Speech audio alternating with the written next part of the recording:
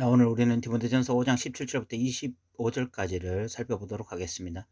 오늘 본문은 장로에 대한 이야기인데 크게 세 가지를 말하고 있습니다. 첫 번째가 이 장로에 대한 물질 후원에 대한 이야기고, 두 번째가 이 장로의 치리 문제, 세 번째가 장로의 이 안수 문제에 대해서 이야기를 하고 있습니다. 이 첫 번째로 이 장로의 물질 후원에 대해서 17절부터 18절까지 말씀하고 있는데, 먼저 17절을 읽어보겠습니다. 잘 다스리는 장로들은 배나 존경할 자로 할 때 말씀과 가르침에 수고하는 이들에게는 더욱 그리할 것이라, 이렇게 말씀하고 있습니다. 여기서 장로가 이 3절에 이 3장에 나와 있는 감독과 동일한 직책인지는 알 수가 없습니다. 분명한 것은 이 장로는 오늘날 이 17절을 보니까 교회를 다스리는 자이고 또 말씀을 가르치는 자임을 알 수가 있습니다. 이 신약 시대의 장로는 크게 두 가지였을 것이라 추측하는데, 하나가 이 교회를 다스리면서 또 교회에서 이 가르치는 일을 병행한 장로가 있었을 것이고, 또 하나가 이 교회를 다스리는 일에만 집중하는 장로가 있었을 것으로 보여집니다. 오늘 우리가 그 원리를 따라서 이 교회를 다스리면서 가르치는 일을 병행하는 장로를 목사라고 칭하고, 또 이 교회에 다스리는 일에만 집중하는 장로를 오늘날 우리가 장로라고 말을 하고 있는 것입니다. 이 오늘날 장로와 목사의 구분처럼 초대교회에도 이렇게 분명하고 명확한 구분이 있었는지 우리는 정확하게 알지 못하지만, 어쨌든 이 오늘 본문에 나오는 장로는 교회를 다스리면서 또한 가르치는 일까지 한 이 풀타임 사역자로 보여집니다. 이런 자를 이 배나 존경할 자로 알라고 말씀하고 있는데, 이는 장로에 대한 기본적인 존중을 의미한다고 말을 할 수가 있습니다. 교회는 이런 자들에 대해서 마땅히 물질로 후원할 것을 18절에 말씀하고 있습니다. 18절에 보면 성경에 일렀으되 곡식을 밟아 떠는 소의 입에 망을 씌우지 말라 하였고, 또 일꾼이 그 삭을 받는 것이 마땅하다 하였느니라 라고 말씀하고 있습니다. 이 곡식을 밟아 떠는 소의 입에 망을 씌우지 말라라는 말씀은 신명기 25장 4절에 나와 있는 말씀입니다.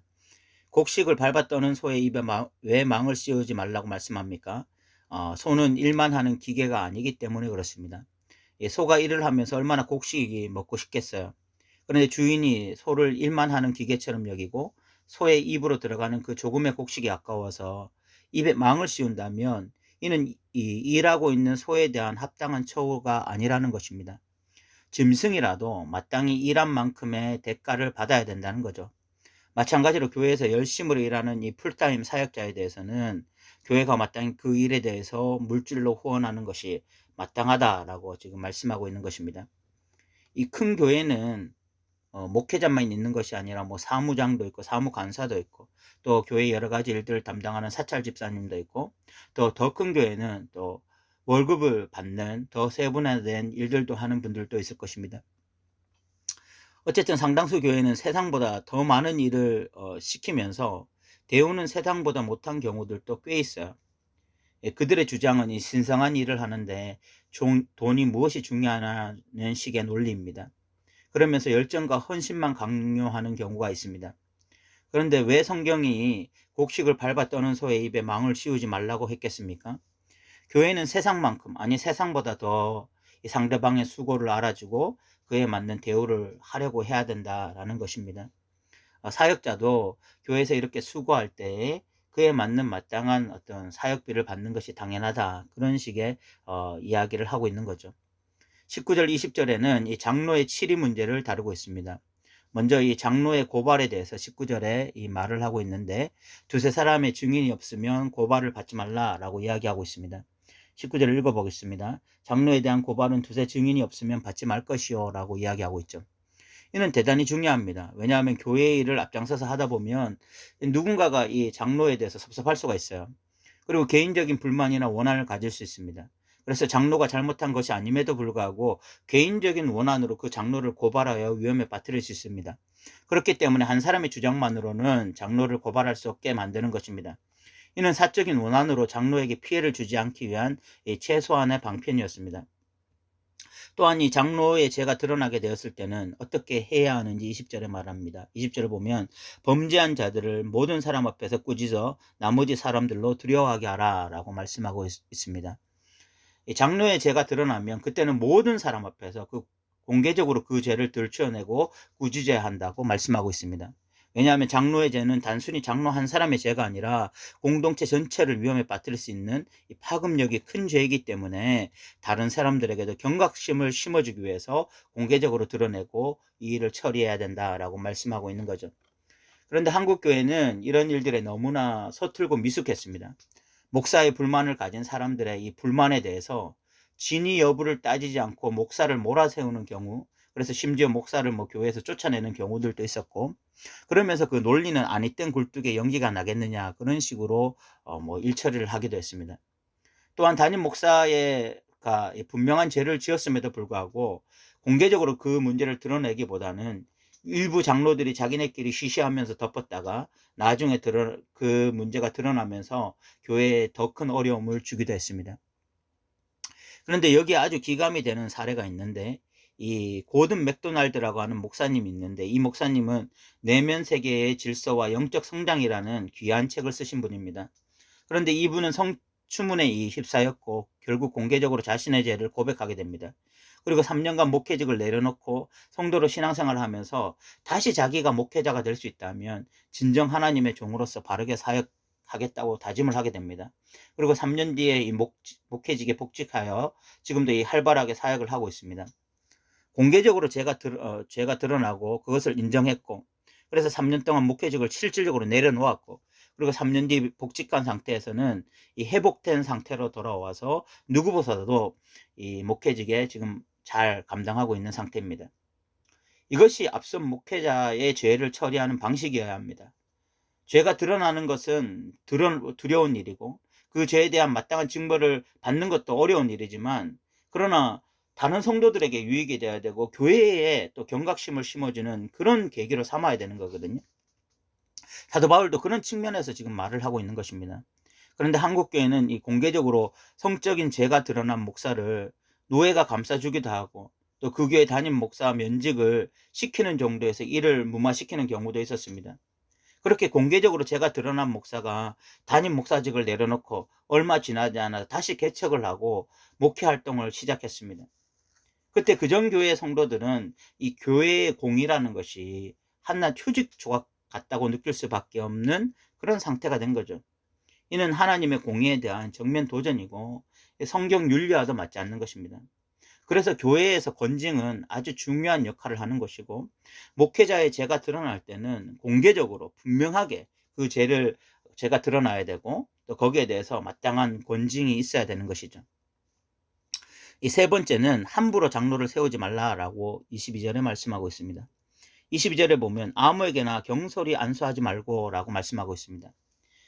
여기에 보면 아무에게나 경솔하게 안수하지 말라라고 말씀하는데, 그 이유는 그 사람의 죄가 숨겨져 있는데 어느 순간 밝히 드러날 수 있기 때문입니다. 그래서 24절에 보면 어떤 사람들의 죄는 밝히 드러나 먼저 심판에 나아가고 어떤 사람들의 죄는 그 뒤를 뒤따른다라고 이야기하고 있습니다.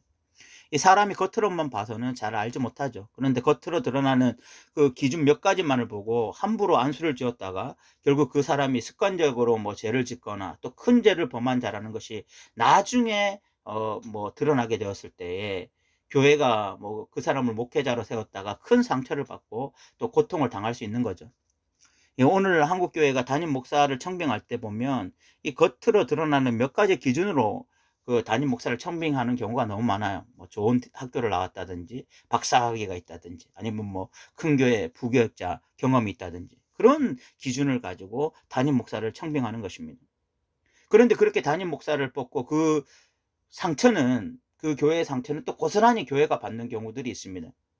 담임 목사의 인격이 부족하다든지 아니면 뭐 사역적 미숙함으로 교회 성도들 자주 상처를 받게 한다든지 아니면 뭐 심각한 죄를 저질러서 교회를 어지럽힐 때 교회가 또 그 상처는 고스란히 받는 것입니다. 그런데 그렇게 담임 목사의 잘못된 행동들에 대해서 교회가 원망을 하고 담임 목사님을 내쫓기도 하는데, 아이러니하게 다음에 다시 담임 목사를 청빙할 때 그 기준이 바뀌지 않더라는 거예요. 여전히 그 기준이 뭐 좋은 대학교, 또 박사학위, 또 뭐 부교육자, 큰 교회 부교육자 경험이 있는 그런 사람을 뽑더라는 것입니다. 그렇게 됐을 때는 너무나 이 악순환의 연속이 되는 것이죠. 그러면서 아이러니하게 그런 기준을 가지고 담임 목사를 뽑으면서도 또 엄청난 영성과 인품과 노련한 교회 운영을 바라는 경우들이 너무 많아요. 그런데 바울은 디모데에게 함부로 안수해서도 안 되고 이렇게 엉뚱한 길로 가고 있는 사역자들의 길을 따라가서는 안 된다 그러고 22절에 말씀하고 있습니다. 21절을 보면 아무에게나 경솔히 안수하지 말고 다른 사람의 죄에 간섭하지 말며 내 자신을 지켜 정결하게 하라 라고 이야기하고 있습니다. 그리고 24절과 25절에 이렇게 권면합니다. 읽어보겠습니다. 어떤 사람들의 죄는 밝히 드러나 먼저 심판에 나아가고 어떤 사람들의 죄는 그 뒤를 따르나니 이와 같이 선행도 밝히 드러나고 그렇지 아니한 것도 숨길 수 없다라고 이야기하고 있죠. 이 말씀이 뭐냐면 결국 때가 되면 모든 것이 드러난다. 세상에 비밀이 어디 있겠냐. 결국 사역자의 모든 죄가 언젠가는 드러나고 사역자의 선행 역시 언젠가는 드러날 것이다. 그러므로 디모데 너는 어떤 죄를 숨길 수 있다라고 생각하지 말고 언제나 이 죄가 드러날 수 있다. 그럼으로써 죄를 짓는 것이 아니라 선행을 행하는 그런 사역자로서 책임감 있게 사역자의 일을 성실히 감당하라. 뭐 이런 이야기를 하고 있는 거죠. 그러면서 개인적인 권면으로 물만 마시지 말고 포도주를 조금 쓰라고 권면하고 있습니다. 23절에 보면 이제부터는 물만 마시지 말고 내 위장과 자주 나는 병을 위하여는 포도주를 조금씩 쓰라라고 이야기하고 있어요. 이 디모데가 위장이 좀 좋지 않았던 것 같은데 그 위장이 좋지 않은 때에 이 포도주를 마시는 것이 적지 않은 도움이 되었던 것으로 보입니다. 그래서 개인적으로 이런 권면도 하고 있습니다. 오늘 우리는 이 장로에 대한 이야기를 살펴봤는데 크게 세 가지죠. 첫 번째가 장로에 대한 물질 후원을 어떻게 할 것인가. 두 번째가 이 장로의 치리 문제를 어떻게 할 것인가. 세 번째가 장로를 선출하는 문제를 어떻게 할 것인가. 뭐 이런 것들에 대해서 사도 바울이 이야기하고 있습니다. 굉장히 실질적인 이야기입니다.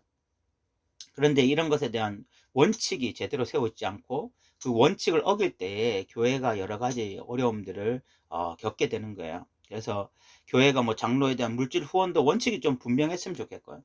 두 번째가 장로의 이 치리 문제도 교회에서 뭐 시시하면서 그냥 대충 넘어갔을 때 그것이 하나님의 공의와 어떤 이 충돌을 일으킨다는 사실을 알고 이 치리 문제에 대해서 좀 분명하게 했으면 좋겠고, 그리고 또 장로의 선출 문제에 있어서도 좀 신중을 기해서, 그래서 교회에 어떤 일을 하는, 교회에 앞장서서 일을 하는 그런 전문 사역자를 뽑는 것이기 때문에 신중을 기해서 그렇게 어떤 분명한 기준을 가지고 장로를 세워야 된다. 우리가 이런 것들을 살펴보면서 오늘날 교회 역시 이 부분의 성경적 원리를 가지고 분명한 원칙 아래 목회자를 잘 섬겼으면 좋겠는 그런 교회가 되었으면 좋겠다. 이렇게 좀 소망을 해보게 됩니다. 오늘도 들어주셔서 감사합니다.